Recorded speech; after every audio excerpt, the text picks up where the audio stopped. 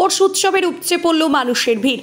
হযরত মজনু শাহের ৮২তম প্রয়াণ দিবসে ওরস পালিত হলো এবং তাকে কেন্দ্র হয়ে গেল এক দিবসীয় মেলা।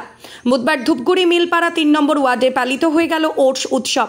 এই উৎসবটি সর্বধর্মের মানুষের মিলন মেলায় পরিণত হয়েছে। এবছরও হযরত মজনু শাহের ৮২তম প্রয়াণ দিবস উপলক্ষে মাজার শরীফ প্রাঙ্গণে আয়োজিত হলো ওরস। এদিন অনুষ্ঠানে উপস্থিত ছিলেন ধূপগুড়ির তৃণমূল বিধায়ক নির্মল চন্দ্র রায়, ধূপগুড়ি পৌরসভার প্রশাসক বোর্ডের সদস্য রাজেশ কুমার সিং ও অরূপ দে, ধূপগুড়ির ভিডিও সঞ্জয় প্রধান প্রমুখ। বুধবার এই উৎসব উপলক্ষে সকাল থেকেই বিভিন্ন ধর্মের মানুষ ভিড় জমাতে শুরু করেছেন মাজার শরীফ প্রাঙ্গণে। প্রতি বছর এই দিনটিতে ডুয়ার্সের বিভিন্ন প্রান্তের মানুষ এখানে আসেন। এমনকি জলপাইগুড়ি, আলিপুরদুয়ার, কোচবিহার, শিলিগুড়ি সহ পার্শ্ববর্তী রাষ্ট্র বাংলাদেশ এবং ভুটান থেকেও বিভিন্ন ধর্মের মানুষ এখানে প্রার্থনা করতে আসেন।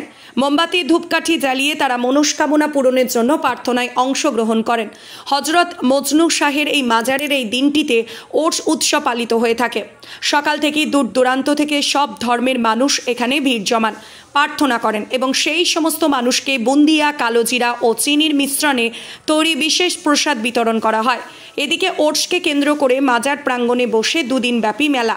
সেখানে খেলনার দোকান, মনিয়ারি দোকান থেকে শুরু করে মোমবাতির দোকান, খাবারের দোকান বসেছে। প্রথম দিন ওরসকে কেন্দ্র করে অনুষ্ঠান করা হয়। সারা রাত ধর্মীয় আলোচনা হয় এখানে। মানুষকে সেখান থেকে বার্তা দেওয়া হয় সর্বধর্ম এক।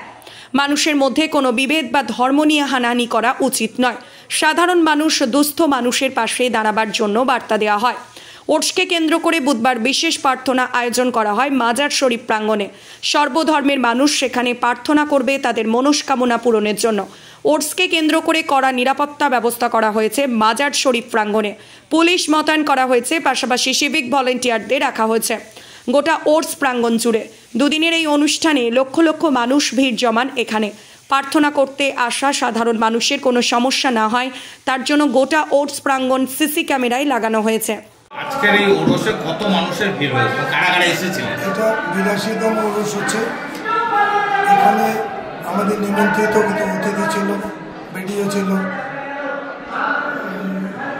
চেয়ারম্যান ছিল, প্রধান অতিথি ছিল আবুধায়ের, বিধায়ক ছিল নির্মলচন্দ্র, ডক্টর নির্মলচন্দ্র রায়, আরও কাউন্সিলর ছিল, কিছু অপু ছিল কাউন্সিলর।